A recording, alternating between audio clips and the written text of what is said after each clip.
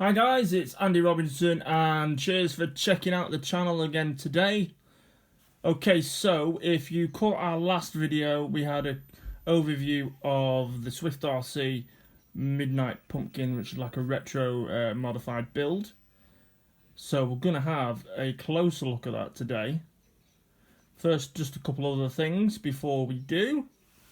Okay, over here we've got the Sand Viper. Yeah, which you'll have seen on an earlier video if you've if you've been following the channel. If not, if you go to the YouTube channel and scroll down the video list, there is a full video on this car. So I can't remember if these bits were added on at that time, but we'll go for it anyway. Very quickly, I put some lovely TRF Tamiya alloy shock retainers on the bottom of the shocks, and some, again, TRF, now they're off a touring car but they work just as well, wing buttons. They help protect the wing a bit, underflex if it rolls over.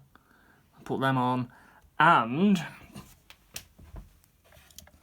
I love this. Now, as some of you will know if you've checked out my DTO2 videos, I love a clear gearbox. I've got one on the DTO3 Black Edition Racing Fighter, and I've got it on the Mark 1 Superfighter G. Now this, on the Sand Viper, is just the gear cover.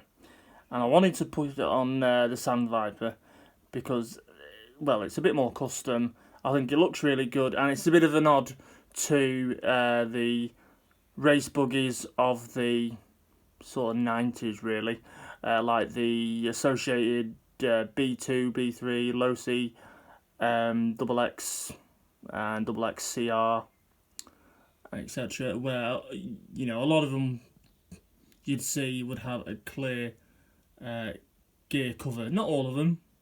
Some of them would just be black, but I certainly saw a lot with clear gear covers.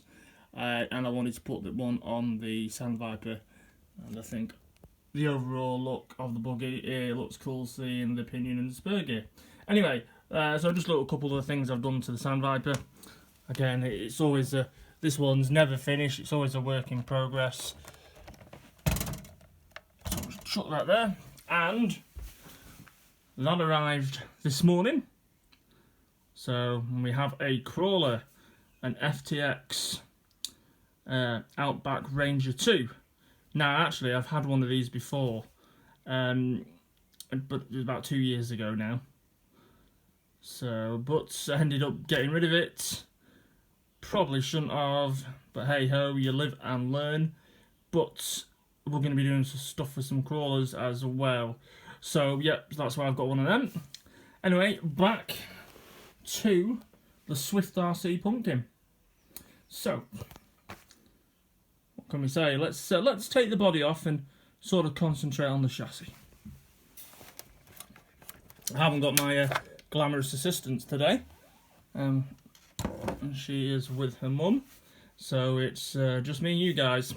Okay, so here we go. This is the chassis. It's a 1987 Tamiya Pumpkin chassis. So I mean, I know you've probably all seen the Tamiya Pumpkin, but this is a 1987 one, so it's a vintage chassis, not a re-release. And then Mark's gone through it and done and worked his usual magic. So we've got a brace across the top. That's off a G-Made R1 crawler. That really stiffens that up and stops some flex as well. I think we've got is it an 8 or a 9 kg digital servo in there with a nice bit of a carbon brace, which you can see much better this time. And again, it just reinforces everything and strengthens everything up, which is good. Also, some of the things I might have mentioned in the previous video, but, you know, we'll go over everything again anyway. It's got re-released black body posts on, because the white ones, original ones that came with it, are so fragile. You didn't want to break them, so we've got re-released ones on there. Well, we've got we're running Modern Electric's 2.4 GHz radio and I can't remember what ESC's on it. It might be a 1060 ESC, quick hobby wing, quick run 1060 ESC. Okay, but of course we've left in the the name escapes me now. Off the mechanical speed control, it's the resistor cage, and it fills the space in the body, but it looks nice and original in keeping with that. Especially when the body's on, it just looks like it's still running with its mechanical speed control. So I say all the electrics are in there. You can see them in, I think they are like balloons, and that just keeps all the crap getting on them. And it's like a nice big thick band keeping them all in, so you just whip that off and all the electrics will come out. Obviously apart from the servo, you're going to have to unscrew that. So yeah, done a really good job of installing all that, so to keep everything from getting all gunked up. And then, so we'll come around the back of the car, okay, and you can see there that all the gearbox has got bolts through it rather than just screws. Again, just makes it a bit more durable and tougher. Okay, all the screws throughout the car are either stainless steel or they are the original replated screws, where you could use the original ones. So which is always good. I like to keep as much of a vehicle original possible if you can. We've got the Traxxas wheelie bar there, which is nice and sturdy. So that's cool. Much better really than the Tamiya metal one that comes on the lunchbox and pumpkins. Never liked it myself. I mean, I suppose it did the job, but these are a lot better, especially if you're going to do a lot of wheeling, which these cars generally do. So that is cool. Got that, and then what else we've got? Yeah, you can see more of the bolted hex head screws there. And then let's have a look here. Now you can see, I think I showed it on the other one, but there's a brace from the chassis to the rear gearbox using, I think that looks a bit grasshopper parts. And then we've got two shocks there off a Hornet. Instead of one, it's got, in total, it's like the 6 shock mod. So there's 2 shocks there, and that's, Mark said, under acceleration. And when it's wheeling like that with the 2 shocks, it makes it more stable while wheeling. You can do wheelies for longer. Also, you've got the help of that wide, big Traxxas wheelie bar. So that's cool. I say we hope to be running this in the next few days, weather permitting, and we'll be able to see it fly around probably some dirt or some grass, and just see how well it really does wheelie. So looking forward to that. So let's flip what we've got under here. So I believe Mark hasn't finished with this yet. He's going to do a is it CPR or CRP? Never get it right around. Double wishbone conversion on this as well, and that'll help stop some of the odd camber angles you can get with these things when they're running. So he's going to do the double wishbone mod. It's got so we're going. It uses them again. It's got team associated steering links on again. You can see them there. Now my hand's in the way. Again, a bit better than the flimsier Tamiya ones that come on the kit. So it's all about making the vehicle a bit more durable. CVA shocks are the classic yellow ones, and they have been completely stripped and rebuilt and had fresh springs put on as well. So they all work nice. I think there's 30 weight oil all round, so that's cool.